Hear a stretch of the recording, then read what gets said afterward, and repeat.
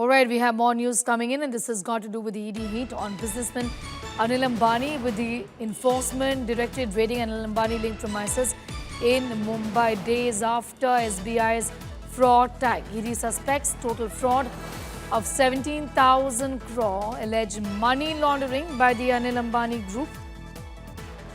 ED alleges loot public money, banks, investors. ED says illegal loan fraud of 3,000 crore. ED alleges bribery to Yes Bank promoter. Canara Bank cheated off 1,500 crore rupees. Our sources are indicating that there was secret foreign accounts which are now under probe. I'm going to go straight across to my colleague Munish Pandey getting in more details.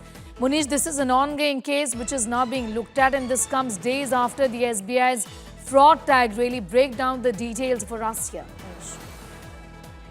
Well, Sneha, this is a major crackdown by the Enforcement Directorate against Anil Ambani, especially the business entities of Anil Ambani. And now what we have been given to understand is that over 40 locations are being searched by the Enforcement Directorate, which also includes 50 business entities and 25 key executives, including the key executives of Anil Ambani. Now, just for the benefit of our viewers, what exactly the ED is probing at this point of time?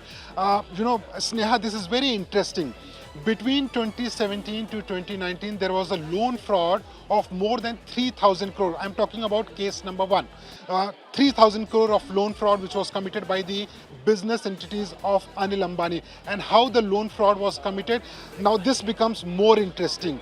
Before the loan was granted to the Reliance companies, the bribe was it is suspected that the bribe was paid to the Yes Bank promoters, and the moment the bribe was paid, the loan was transferred and later on it was siphoned off. And how ED got to know? ED sources have told India Today that during the preliminary investigation, they got to know that there was no proper documentation.